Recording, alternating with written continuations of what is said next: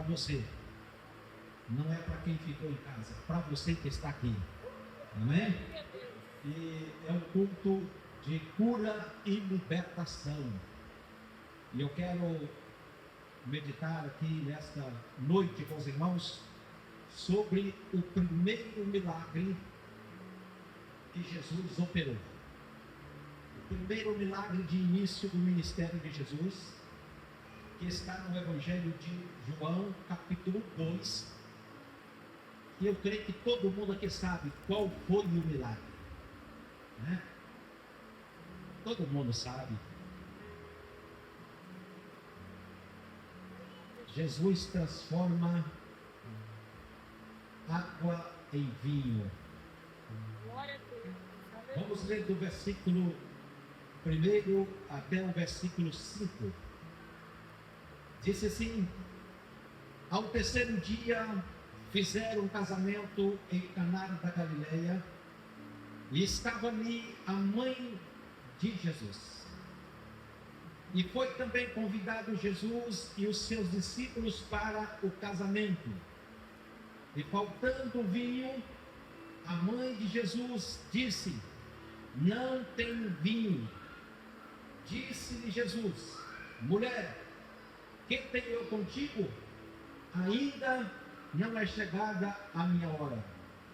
E a sua mãe disse aos serventes: fazei tudo quanto ele vos disser. Amém? Podem vos assentar em nome de Jesus. Glória a Deus. Hoje os irmãos passaram pela prova aí de cantar sem o telão da frente, né? E o pregador também passando pela prova de pregar, e o vento contra ele aqui, jogando o esboço fora, não dá para usar, mas amém. Irmãos, eu sempre gosto de fazer os esboços quando eu vou pregar.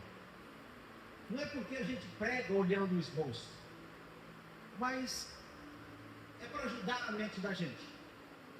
Tem hora que a gente pode esquecer e a gente perder aquela linha de raciocínio da mensagem. Então eu sempre gosto de fazer um esboço. Muitas vezes a gente nem olha o esboço, mas é um costume que eu sempre tenho de fazer o esboço. Eu aprendi com alguns pastores que foram bem sucedidos. Eles falavam que o esboço faz parte do pregador organizado, porque muitas vezes o pregador ele pode se empolgar e ir por um outro caminho e deixar até mesmo o texto e a mensagem que ele tinha preparado. Amém?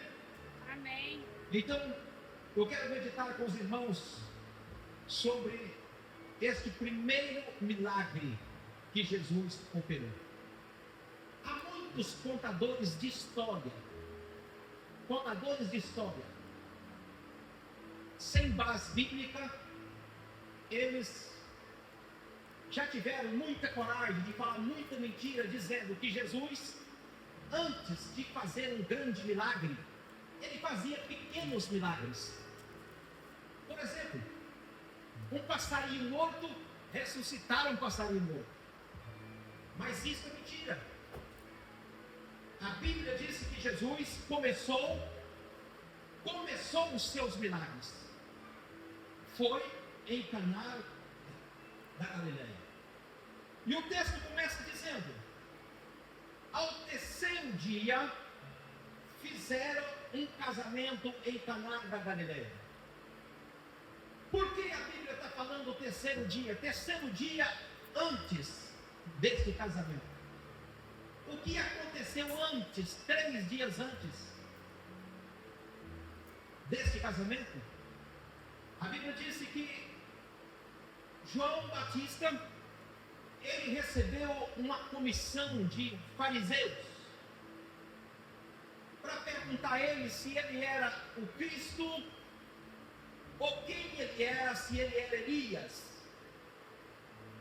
João Batista, ele testemunhou de Jesus, E ele disse que ele não era o Cristo.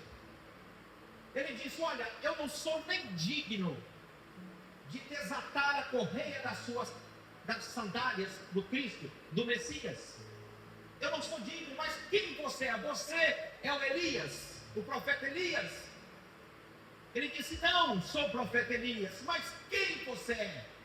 Ele disse: eu sou a voz do que clama no deserto. Endireitai as veredas, os caminhos do Senhor, aplanai-vos. E a Bíblia disse que João Batista, ele disse que o Cristo, falando para eles: olha, o Cristo é aquele que eu vi descer sobre ele o Espírito de Deus em forma incorpórea de uma pomba. Interessante que o crente é batizado com o Espírito Santo e com fogo, mas Jesus não foi batizado com o Espírito Santo e com fogo. O Espírito Santo não vem sobre Jesus como fogo, o Espírito Santo vem como Jesus em forma de uma pomba. Por que o Espírito Santo vem sobre Jesus em forma de uma pomba? Porque a pomba é símbolo de pureza. Então Jesus era puro, Jesus não tinha pecado. Então a pomba vem sobre Jesus, o Espírito Santo vem sobre Jesus em forma de uma pomba, porque Jesus é puro, sem pecado, nunca pecou. O diabo andava perseguindo Jesus, vigiando Jesus 24 horas, para ver se Jesus deslizasse em uma palavra e desse uma bobeira, mas Jesus nunca pecou. E nós somos batizados com o Espírito Santo e com fogo, porque o fogo aquece, o fogo ilumina e o fogo purifica, e nós precisamos da purificação.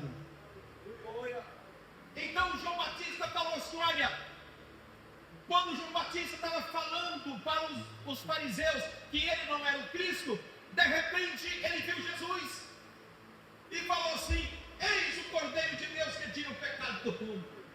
Olha o Cordeiro de Deus passando ali. Se você ler o versículo 19 até o capítulo 2, você vai ver toda essa história.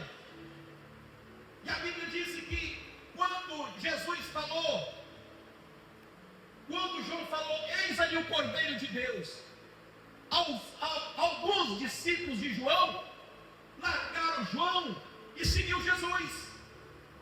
E era eles André, era um deles João, e depois trouxeram Simão, que passou a chamar Pedro, e depois trouxeram Natanael.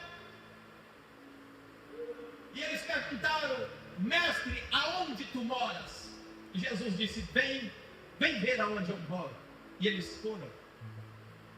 E a Bíblia disse que este último que foi chamado, que era Natanael, quando Filipe disse assim: olha, nós encontramos o Cristo.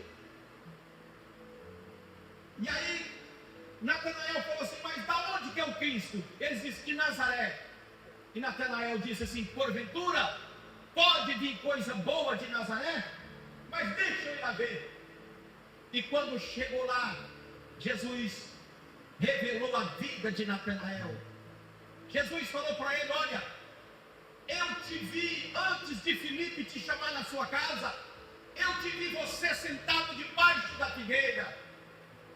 E Natanael ficou maravilhado e disse: como assim? Tu és um profeta? E Jesus disse: olha, só porque eu falei que te vi você debaixo da figueira, você está maravilhado? Se crês, coisas maiores ainda você vai ver. Amém? Então o que eu quero dizer para você: Jesus, antes de você estar sentado aqui, Jesus sabe quantos passos você deu nesse dia de hoje, de quarta-feira. Você não sabe. O seu celular, talvez, algum aparelho de celular, pode falar quantos metros, quantos quilômetros você andou, mas não é totalmente certo. Mas Jesus sabe quantos passos você deu, quantas palavras você deu, quantas palavras de gratidão você deu, quantas palavras de murmuração, de reclamação que você deu. Jesus sabe quantas gramas de comida você comeu,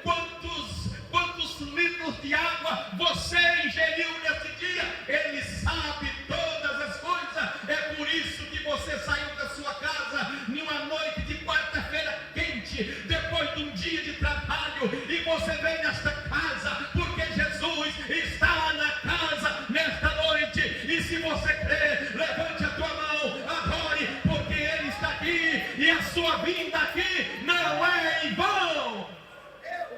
Glória a Deus, aleluia. É por isso que o texto está dizendo, 3 dias depois desse acontecimento.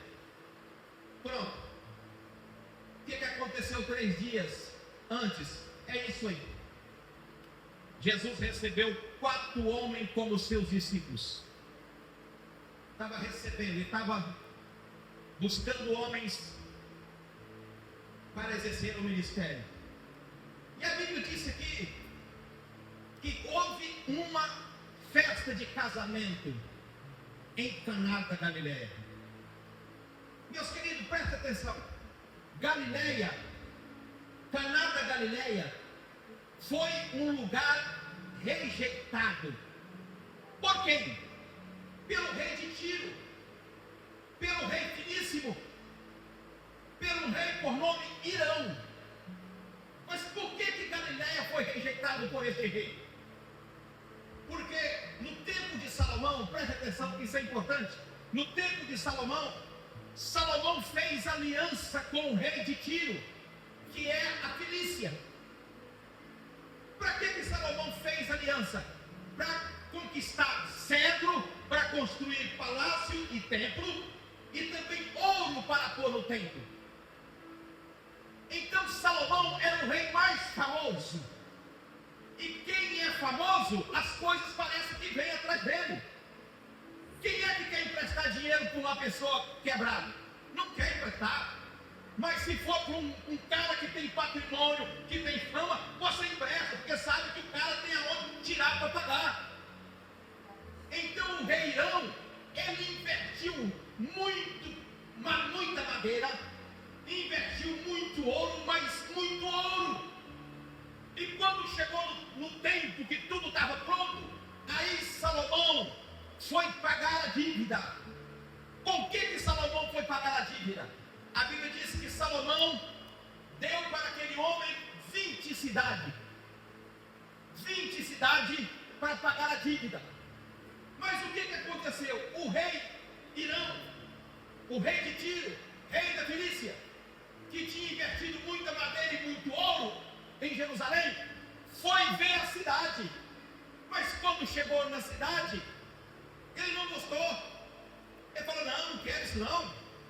Cidade com casa quebrada de guerra, uma cidade, toda aquela cidadezinha arruinada, um lugar que não tinha prosperidade. E o rei Irão disse assim para Salomão, eu não quero isso não, eu não quero essa cidade não, eu não quero isso não. Mas o que me chama a atenção, sabe o quê?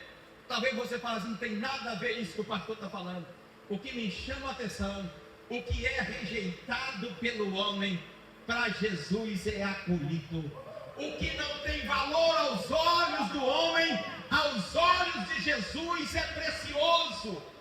O rei Irão rejeitou aquela cidade, e Jesus não perdeu a oportunidade de operar um milagre naquela cidade de Caná da Galileia. O que eu quero dizer para você, que não importa se você foi rejeitado, recebeu alguma rejeição, mas o que eu quero dizer para você, que Jesus está dizendo, vinde a mim, todos que estáis cansados, sobrecarregados, eu vos aliviarei. E Jesus está dizendo, o que vier a mim, de maneira nenhuma eu lançarei fora. Aleluia, rejeitado pelo homem, mas acolhido por Deus. Oh Deus, aleluia, Jesus, Deus de poder. Jesus foi naquele casamento. A mãe de Jesus foi convidada, e Jesus também com seus discípulos. É convite à parte. Jesus não estava ali na tutela da sua mãe, não. Jesus foi convidado, um convite à parte para Jesus. E Jesus foi com seus discípulos. E quando Jesus chegou ali, naquela festa de casamento, eu já ouvi muitos pregadores pregarem, e alguns até dizerem, que o noivo era pobre. Não era pobre. Por que o noivo não era pobre? Vou te falar por quê. Porque não tem casamento pobre que tem garçom particular. Verdade. Não tem. Uma festa que tem servidor, garçom para servir, tem que ser festa de rico. E naquela festa tinha uma pessoa que não ia de qualquer casamento. Quem é a pessoa? Mestre Sala. O mestre que organizava o buffet, que organizava os comes e bebes de bebida. O mestre Sala estava ali para provar cada sabor, para liberar, para servir para o povo. A festa era de gente rica.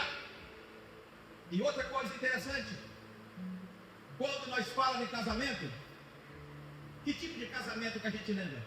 A gente lembra do casamento da nossa cultura. O casamento michuruco, que faz o casamento, não estou falando de recepção, irmão. Não estou falando de cerimônia, né, pastor Beto? Não estou falando de cerimônia, estou falando de michuruco, porque o noivo casa e muitas vezes, da porta da igreja, já vaza. Mas na cultura judaica não é assim. O casamento de Sansão durou 7 dias. Era 7 dias de festa e vinho portando na alta. O casamento de Jacó durou 7 dias. E os casamentos judaicos naquele tempo também duravam 7 dias. 7 dias servindo comida, 7 dias servindo vinho. E era festa de portas abertas. E aí, quando se fala que a festa é de rico, e que tem muita comida, e que tem muita bebida, alguns historiadores, a Bíblia não fala isso, mas alguns pesquisadores se calculam que teria ali naquela festa de 500 a 700 pessoas. E a festa cortando na alta 7 dias. Mas a Bíblia disse que chegou um momento que o vinho acabou. E o interessante aqui é que Jesus ele foi convidado para o casamento. E eu quero trazer aqui um conselho para os casados. E aqueles que não são casados, vai casar também. Serve para quem é casado e para quem é solteiro. Traz Jesus para o seu casamento. Aleluia. Aleluia, Deus. Traz Jesus para o seu relacionamento. Pastor, mas se trouxer Jesus, não vai acontecer nada, vai ser maravilha. Não, vai ter crise. Porque naquele casamento Jesus estava lá, mas o vinho acabou. Mas o casamento que tem Jesus, quando vem a crise, vem a solução também. E o casamento que não tem Jesus presente, vem a crise, ele desaba. É como a casa feita na areia. Quando vem a tempestade, ela se rompe. Mas quando tem Jesus, a casa permanece firme. Parece que tem hora que vai quebrar e vai arrancar. Tem hora que parece que o telhado vai estar trincando. Esse trem vai acabar, vai quebrar, mas não vai. A tempestade passa. Aleluia. O crente é como a palmeira, a tempestade passa e você vai ver o tempo ficando para trás, glorificando e exaltando o nome de Jesus. O vinho acabou e Maria, ela foi até Jesus. Por que ela foi até Jesus? Irmãos, Jesus tem uma passagem aqui que muitas pessoas já usou para dizer que Jesus deu uma mal resposta de Maria. Ele não deu. Ele não deu.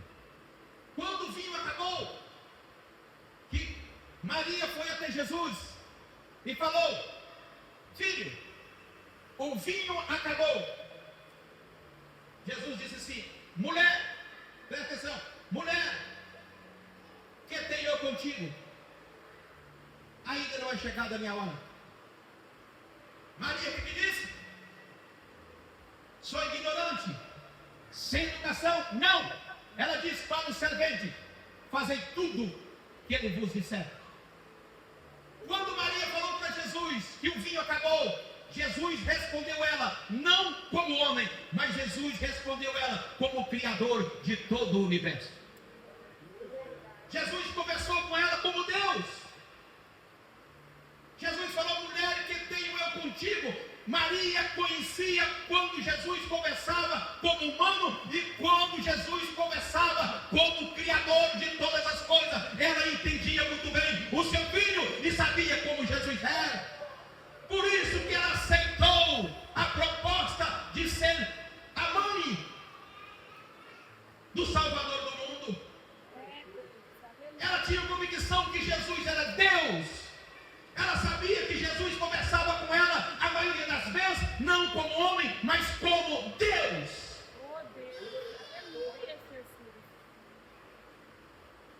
E ele disse, mulher, ainda não é chegado a minha hora.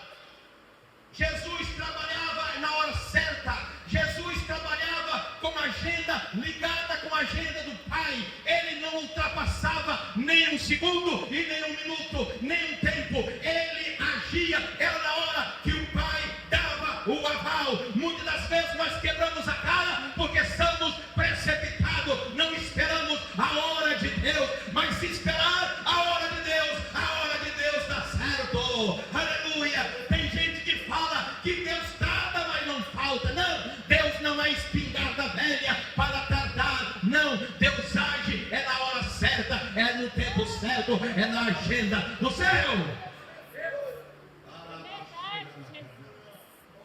Você está alinhado com a agenda de Deus? Aleluia, Jesus.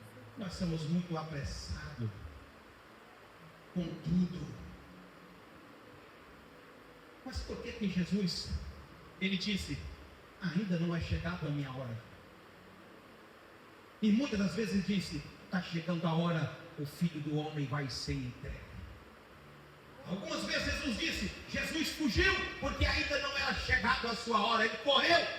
Ele saiu dali para não ser morto fora da hora. Temos que esperar o tempo de Deus, a agenda de Deus. A nossa vida tem que estar ligada com a agenda de Deus. Quando você pede a Deus alguma coisa, vai acontecer 3 coisas. Quando você ora, Deus vai falar sim, ou Deus vai falar não, ou Deus vai falar espera.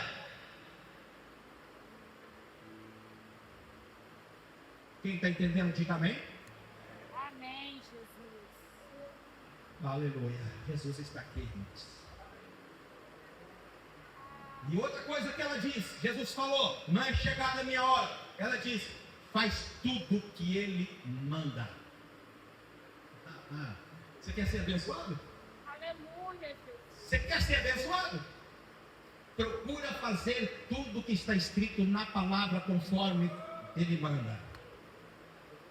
Deus falou, Moisés morreu e Josué estava sem saber o que fazer, prostrado, sem saber, sem direção. Deus falou assim, olha, não aparte da tua lei, não te aparte da tua boca o livro desta lei. Medita nele de dia e de noite, para que tenha cuidado de guardar tudo que nele está escrito. Então te prosperarás o teu caminho e tu serás bem sucedido. Se você tiver cuidado de zelar por esta palavra, cumprir esta palavra, deixar o pecado, deixar tudo aquilo que entristece a Deus e se aproximando de Deus, você vai ver que as coisas vão acontecer.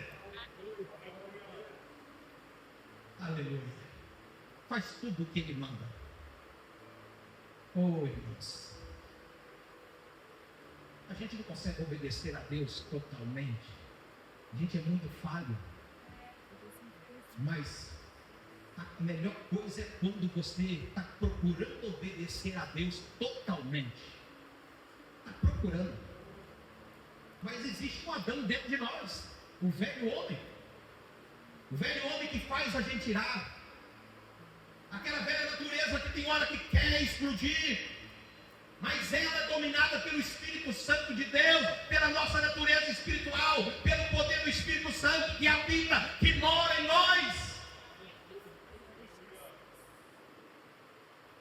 faz tudo o que ele manda. Aí Jesus chegou, chamou os empregados. Tinha empregado, irmão. A festa não era pouca coisa, tinha empregado. Chamou os empregados. Ele falou: tem água em abundância? Ele falou: água tem. Tem vasilha boa? Tem. Tem 6 talhas. Que cabia 100 litros de água cada uma. Jesus falou: enche-as até em cima. Não é encher de qualquer maneira, não, irmão. Não é você ligar a mangueira lá e ligar o motor e devia encher, não. Aquele tinha que tirar no balde. Tinha água encanada, não. Muitas vezes nós queremos a nossa bênção e nós desistimos muito fácil. Se você chegar dentro da igreja aqui, o domingo aqui, o culto de domingo, estou falando domingo porque o culto tem mais gente, não é só essa não, qualquer outra igreja, e você perguntar quem já foi batizado no Espírito Santo, algumas pessoas vão levantar a mão. Se você perguntar quantas pessoas têm desejo de ser batizado no Espírito Santo, todo mundo vai levantar a mão. Se você perguntar quem já buscou o batismo do Espírito Santo e não recebeu, muita gente vai levantar a mão. Mas por que não recebeu? Porque desistiram do propósito. Se você permanecer no propósito, obedecendo, quando você estiver dirigindo, o Espírito Santo vai te pegar. Quando você estiver limpando o banheiro, lá na casa do patrão, o Espírito Santo ele vai te pegar. Se aonde você estiver, o Espírito Santo te pega, irmão. Não tem esse negócio não. Até dentro do ônibus, André Afonso gravou um hino que o homem foi batizado dentro do ônibus. Mas que ele batiza, ele batiza. Aleluia. Aleluia, Jesus. Eu fico muito preocupado como pastor, irmão, de ser batizado no Espírito Santo e parece que eu não vejo pessoas mais buscando o batismo no Espírito Santo. Alguns anos atrás, quando converti, a primeira coisa, eu converti numa igreja batista renovada. Primeira coisa que a gente chegou, tudo jovem, perguntou ao pastor: como a gente faz para ser batizado no Espírito Santo para falar as línguas que o senhor fala? Ele disse: jejum, oração, ler Bíblia, vigiar aquilo que fala, não viver em prática de pecado e chegar na igreja e dar glória a Deus sem dó. Você sabe o que é dar glória a Deus sem dó? É você sair da igreja rouco. E você fala: eu estou rouco de tanto glorificar a Deus. Hoje, o que tem de lenha molhada não é brincadeira. Muita lenha molhada e não pega fogo de jeito nenhum. Mas, escute bem. Jesus chegou ali. O vinho acabou. Presta atenção, vou trazer aqui uma coisa interessante.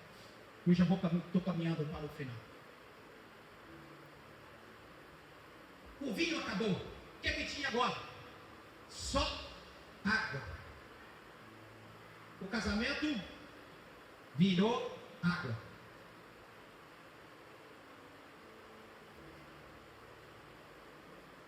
Casamento tem 3 fases. Primeira fase, fase do vinho. Vinho é sinônimo de alegria. A primeira fase do casamento, fase do vinho, fase da alegria, quando tudo está indo bem, aquela paixão, né? Dinheiro no banco, viagens, festas, passeios. É a fase do vinho, fase da alegria, bons empregos. Mas a fase do vinho passa. Aí vem a fase da água. Qual é a fase da água? A fase da água é a fase que não tem gosto. A água não tem gosto. Se a água tiver gosto, ela não presta. A fase da água, quando o casamento acaba o gosto. Quando o casamento acaba o brilho. A água, o líquido incolor, a água não tem líquido, não tem brilho. A água é um líquido natural. Quando o casamento não tem mais novidade, não tem mais aquela chama, é a fase da água. Eu estava pesquisa evangélica. E a pesquisa diz que de 100% dos casamentos, 90% dos casamentos estão vivendo a falta da água. São casamentos de fachadas. Vem para a igreja todo bonitinho, gravatinha, vestidinho bonitinho, as unhas feitinhas e tudo mais sapatinho engraçado, tudo mais está vivendo a face da água. Está vivendo por viver, é briga, paulada, é contenda, e o pau está quebrando, não tem respeito mais um com o outro, e não tem mais aquele negócio, tanto faz como fez, é faz da água. Mas quando está vivendo a fase da água, bem-aventurado é aquele que tem Jesus para operar o milagre e transformar a água em vinho novamente, e o nome dele ser glorificado. Levanta a tua mão, meu irmão, levanta a tua mão. Se você está vivendo, eu não acredito que tem alguém vivendo a fase da água, mas se tiver, chama Jesus. Oh Deus, aleluia, Jesus. A terceira fase é a fase do milagre. A fase do milagre. Jesus, aqui é que eu vejo uma coisa muito forte em Deus. Todo mundo começou a reclamar, murmúrio para todo lado. Olha, acabou o vinho, acabou. Olha, se acabar o vinho e a comida em uma festa judaica, o noivo poderia ser até processado. Até processado. O judeu convida uma pessoa para a festa um ano antes. E a comida é feita também para atender aquela pessoa. A pessoa deixa os seus afazeres para ficar naquela festa, dando honra ao noivo e à noiva. E a Bíblia diz que naquele momento que o vinho acabou, Jesus pegou ali uma taça. Ele não orou. Não, ele não orou. Ele mandou encher de água, pegou uma taça e mandou o servente levar. E o servente obedeceu. Quando nós obedecemos a ordem de Jesus, não precisa ficar criando mérito, como que vai ser? Deve ser desse jeito, porque eu acho que desse jeito vai dar certo. Não, Jesus quer só que obedece. Milagre é só obedecer e confiar. O resto é com Jesus. Oh Deus. Pegaram aquele copo, aquela taça e levaram até Jesus. Não era vidro, o que não era vidro? Deve ser um copo de barro, não sei. Vamos pensar na cultura daquele tempo. Mas quando levou até o mestre-sala regalou o olho e falou: como pode ser isto? Sempre o noivo, todos os noivos, oferecem primeiro o vinho melhor e depois no final dá o ruim. Mas este aqui fez totalmente diferente. Ele serviu o ruim primeiro e deixou o bom por último.